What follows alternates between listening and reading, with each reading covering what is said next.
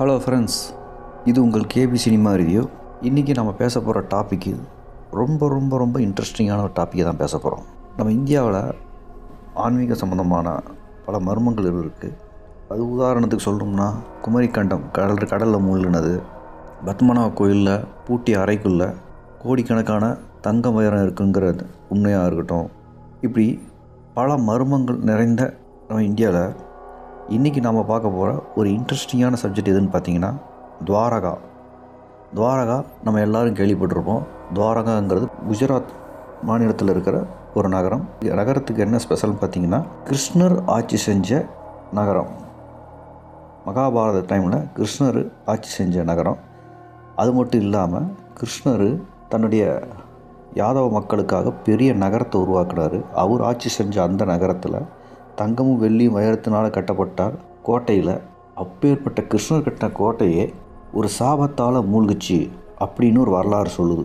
நம்ம பரமாத்மா கிருஷ்ணர் ஆட்சி செஞ்ச நகரம் ஒரு சாபத்தால் மூழ்கப்பட்டிருக்குன்னா என்ன சாபம், யார் கொடுத்தாங்க, எதனால் துவாரகா மூழ்கிச்சு, கடலுக்கடியில் இவ்வளோ பெரிய நகரமே மூழ்கி கிடக்கு, அது ஏன் எப்படிங்கிறத நம்ம டீட்டெயிலாக பேச போகிறோம். வாங்க வீடியோக்குள்ளே போகலாம். இந்த வீடியோ ரொம்ப இன்ட்ரெஸ்டிங்காக இருக்க போகுது. அதனால் வீடியோவை கடைசி வரைக்கும் பாருங்கள். நிறைய டீட்டெயில் சொல்லியிருக்கேன். வீடியோவை ஸ்கிப் பண்ணாமல் கடைசி வரைக்கும் பாருங்கள். அதோடு சேர்த்து இந்த சேனலுக்கு புதுசாக வரவங்க தயவுசெய்து இந்த சேனலை சப்ஸ்கிரைப் பண்ணிவிட்டு பாருங்கள். அப்போ தான் நான் போடுற அடுத்தடுத்த வீடியோ உங்களுக்கு கிடைக்கும். இது மாதிரி பல இன்ட்ரெஸ்டிங்கான டாப்பிக்கை நான் உங்களுக்கு பேசுகிறேன். அதனால் இந்த சேனலை தயவுசெய்து சப்ஸ்கிரைப் பண்ணிட்டு பாருங்கள். வாங்க வீடியோக்குள்ளே போகலாம். வீடியோ ரொம்ப இன்ட்ரெஸ்டிங்காக இருக்க போகுது. சரி வாங்க சீக்கிரம் வீடியோக்குள்ளே போயிடலாம். துவாரகா குஜராத் மாநிலத்தில் உள்ள ஒரு நகரம். கிருஷ்ணர் ஆட்சி செஞ்சப்பட்ட நகரம். இந்த நகரத்தோட ஸ்பெஷல் என்னென்னா, துவாரகைங்கிறது கிருஷ்ணரோட ஆட்சியில் குஜராத் மாநிலத்தில் அவர் கட்டின பிரம்மாண்டமான கோட்டையும் நகரம், பல செல்வ செழிப்புகளோடு இருக்கிற நகரம் ஒரு சாபத்தால் கடலில் மூழ்கிச்சு.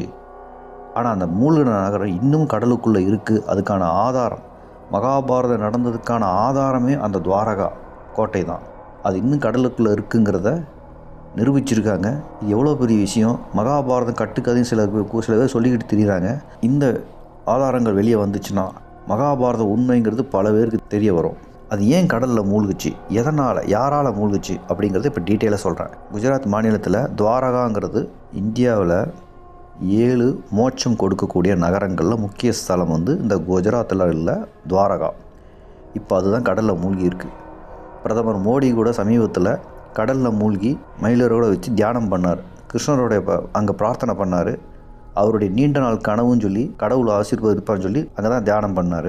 ஏன் சில மாதங்களுக்கு முன்னாடி கூட அந்த குஜராத் மாநிலத்தில் குஜராத் சுற்றுலாத்துறை ஆணையம் தனியார் அமைப்பும் சேர்ந்து அந்த ஆழ்கடலுக்கு அடியில் இருக்கிற அந்த துவாரகா நகரத்தை சுற்றி காட்டுற ஆழ்கடல் சுற்றுலாத்தலம் ஒன்று அமைக்கிறதா பேச்சுவார்த்தை நடந்துகிட்ருக்கு.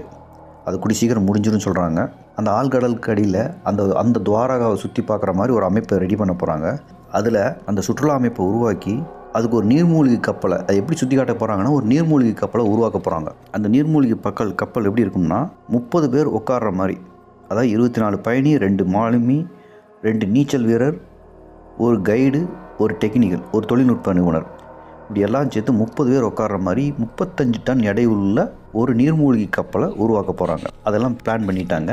அதை சீக்கிரம் அறிமுகப்படுத்த போகிறாங்க. இது நம்ம நாட்டினுடைய முதல் நீர்மூழ்கி சுற்றுலா தலமாக மாறப்போகுது.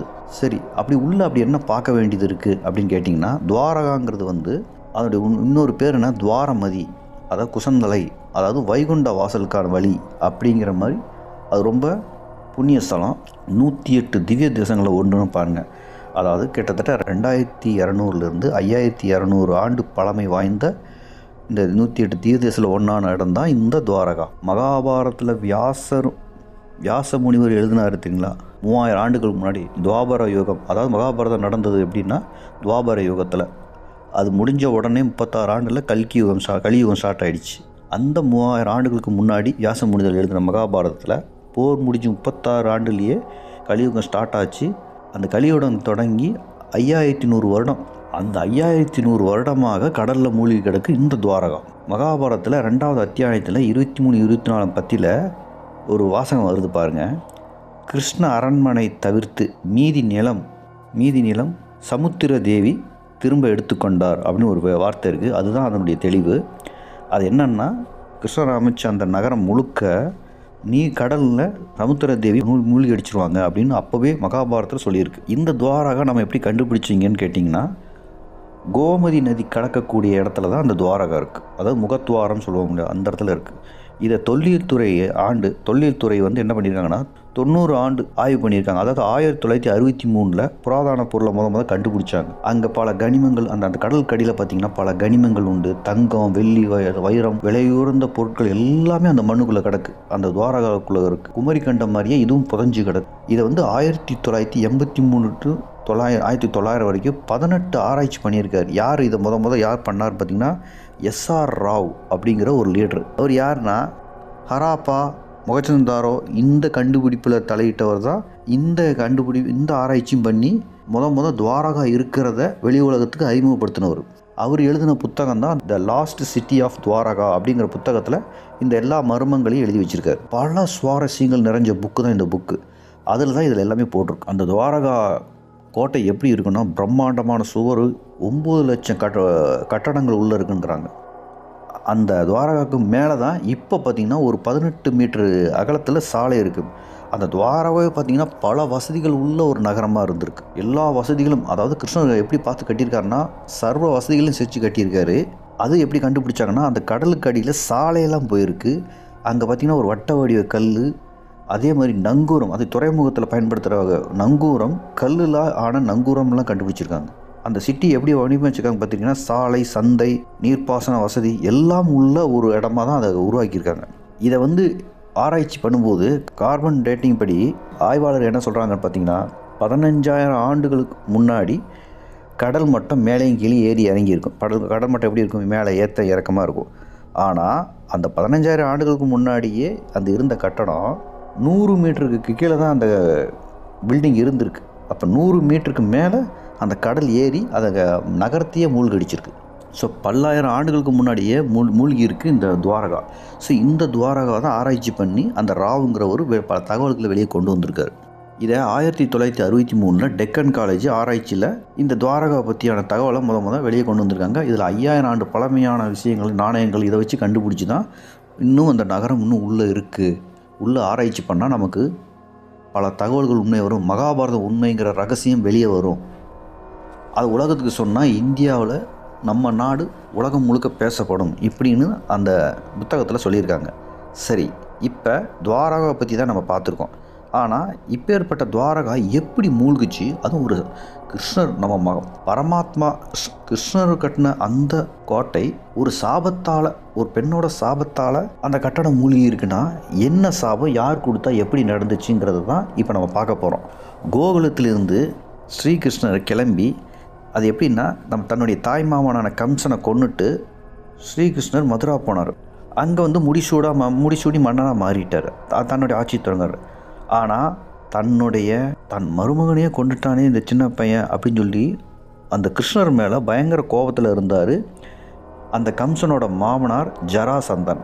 அவர் தன் 2 பொண்ணுமே விதவையாக இருக்கிறத பார்த்து அவருக்கு கோபம் வந்து எப்படியாவது கிருஷ்ணரை பழி வாங்கணும், அவரை ஏதாவது பண்ணணும்னு ரொம்ப கோபத்தில் சுற்றிட்டு இருந்தார். ஆனால் ஒவ்வொரு முறையும் பார்த்திங்கன்னா கிருஷ்ணரும் பலராமரும் சேர்ந்து அந்த ஜராசந்தன் படையை தோற்கடிச்சிக்கிட்டே வந்துட்டு இருந்தாங்க. அப்புறம் ஒரு டைம் வந்து மதுரா மேலே படையெடுத்தார். அப்போ எல்லாத்துலேயும் வெற்றி பெற்றுட்டே இருந்தார் நம்ம கிருஷ்ணர்.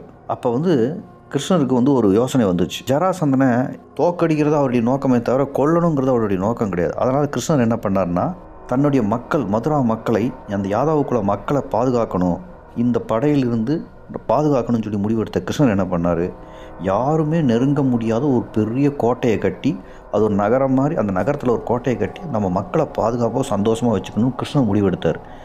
அப்போ தான் என்ன பண்ணார், குஜராத்திலுடைய துவாரகாவில் விஸ்வகர்மா அப்படிங்கிற ஒரு மூலமாக அந்த நகரத்தை அமைக்கிறார். அது ஒரு கடல் தீவில் தான் அந்த கோட்டையை உருவாக்குறார். அது பார்த்திங்கன்னா 90 மைல்கள் பலமான சுவர், 9 லட்சம் மாளிகை, தங்கம், வெள்ளி, வைரம் எல்லாம் பதிச்சு பளிங்கு கற்களால் ஆன ஒரு மிகப்பெரிய மாளிகையை, மரகதமணி, பளிங்கு கற்கள் அனைத்துலான ஒரு மிகப்பெரிய மாளிகையை கட்டுறாரு விஸ்வகர்மா மூலமாக.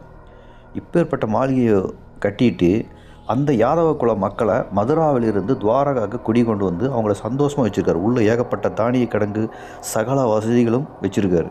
ஆனால் யாரும் படையெடுக்க முடியாத அளவுக்கு ஒரு சிறப்பான மாளிகை கட்டி மக்களை சந்தோஷமாக வச்சுருக்காரு. ரொம்ப சந்தோஷமாக வாழ்ந்துக்கிட்டு இருக்காரு. அப்படி இருக்கும்போது கிருஷ்ணர் வந்து தன்னுடைய 8 மனைவியும் அரக்கர்கிட்டேருந்து காப்பாற்றின அந்த 16,000 மனைவியையும் சேர்த்து சந்தோஷமாக வாழ்ந்துட்டு இருக்காரு அந்த தன்னுடைய கோட்டையில் கிருஷ்ணர். ஆனால் காந்தாரி ஒரு முறை அந்த குருச்சேத்திர போரில் தன்னுடைய மகன்களை இழந்ததுக்கு அப்புறம் கண்ணனை பார்த்து ஒரு சாபம் கொடுக்குறாங்க. என்ன கொடுக்குறாங்கன்னா, கிருஷ்ணா, என்னுடைய 100 புதல்களை இழந்து நான் கஷ்டப்பட்டு அழுகிறேனே, இதே மாதிரி நீயும் உன்னுடைய யாதவ குலத்தில் இருக்கிற உன்னுடைய சொந்த மக்கள்களையும் உன் சொந்தங்களையும் இழந்து என்ன மாதிரியே நீ நிற்ப. உன்னுடைய யாதவ குலம் மொத்தமாக அழியும். அதை உன் கண்ணு முன்னாடியே அழியும். என்னுடைய 100 குழந்தையை இறந்த மாதிரி உன் மொத்த குலமும் அழியும் அப்படின்னு காந்தாரி கிருஷ்ணருக்கு சாபம் கொடுத்தாரு. கிருஷ்ணர் அதை அப்படியே அந்த சாபத்தை ஏற்றுக்கிட்டார்.